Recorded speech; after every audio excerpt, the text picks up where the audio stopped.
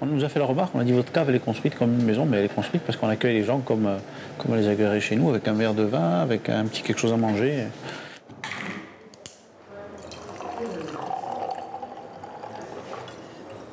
Mon métier, c'est marchand de vin. Mon métier, c'est de connaître un petit peu ce que j'ai à l'intérieur des bouteilles et puis essayer de comprendre les gens qui viennent en face pour les acheter et puis mettre un petit peu les deux en mouvement de manière à ce que tout le monde soit content. Et c'est marchand de plaisir.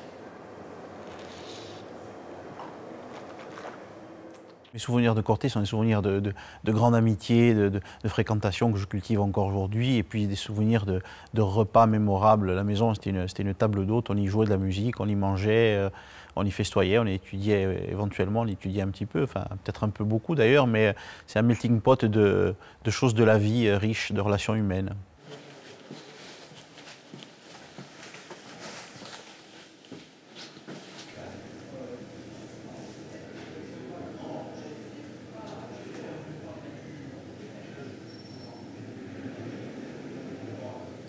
Qu'est-ce que c'est cet endroit là?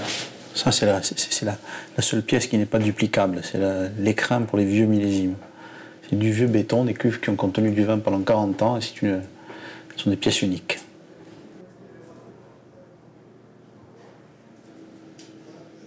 Quand j'ai eu le bac à Sartène, j'ai décidé d'aller à Corté, quoi qu'il arrive, parce que c'était naturel pour moi d'abord de ne pas aller ailleurs, parce que je n'imaginais pas forcément avoir besoin d'avoir un enseignement différent que celui que j'imaginais pouvoir recevoir à Corté. Et grand bien m'en a pris d'ailleurs, et Corté parce qu'il y avait une filière qui s'ouvrait, qui était une filière technique de commercialisation. J'avais fait un bac G3, et c'était pour moi un débouché naturel.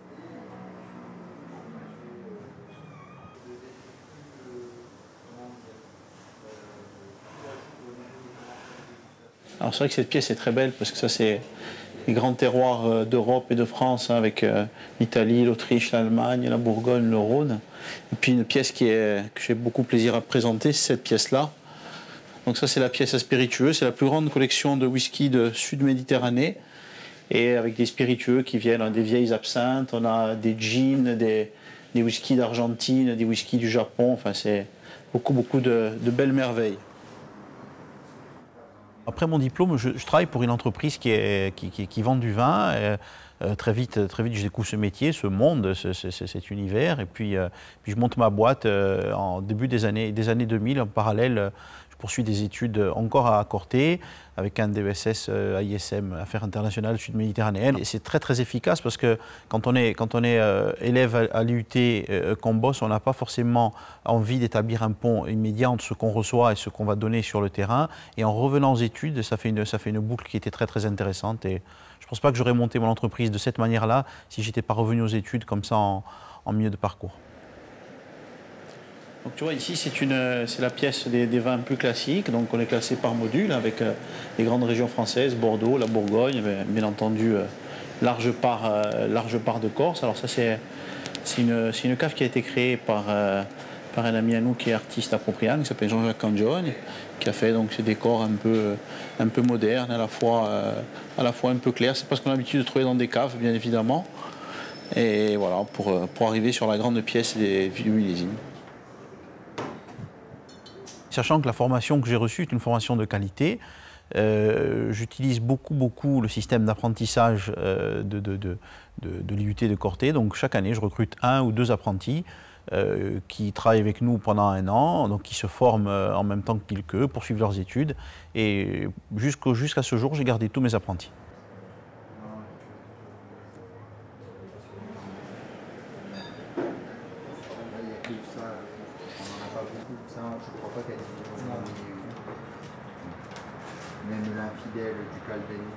Les gens qui pensent connaître le vin, qui disent je connais le vin, ça met à mon avis un petit peu difficile à concevoir, dans la mesure où le vin c'est un monde qui est complexe. Prétendre connaître les vins, ça voudrait dire connaître le Dieu et l'univers.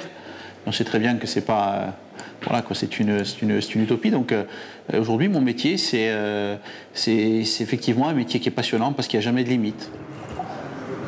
Vous voulez peut-être goûter, monsieur, non? Je voudrais bien, oui, s'il vous plaît.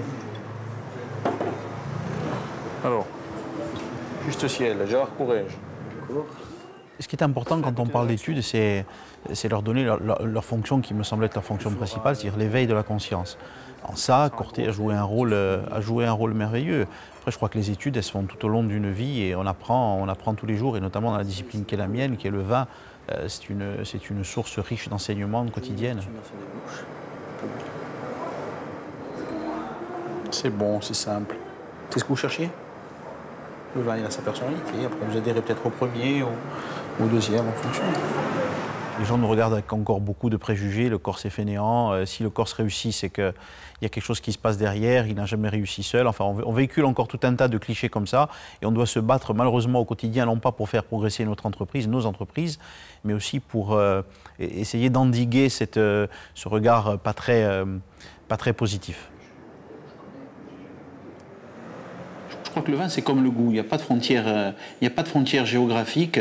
Maintenant, quand on est entrepreneur corse, on est à la fois entrepreneur pour soi et ambassadeur de l'île. Alors c'est sûr que quand on est entrepreneur dans la Creuse, on pense à soi, on n'a pas forcément envie de défendre une patrie ou une nation. Quand on est corse, on pense toujours effectivement à défendre les siens. Donc la défense du vin corse, c'est quand même un petit peu obligatoire dans la démarche, même si on ne parle pas de goût, c'est simplement une conviction. Temos um sonho de universidade, temos la pena.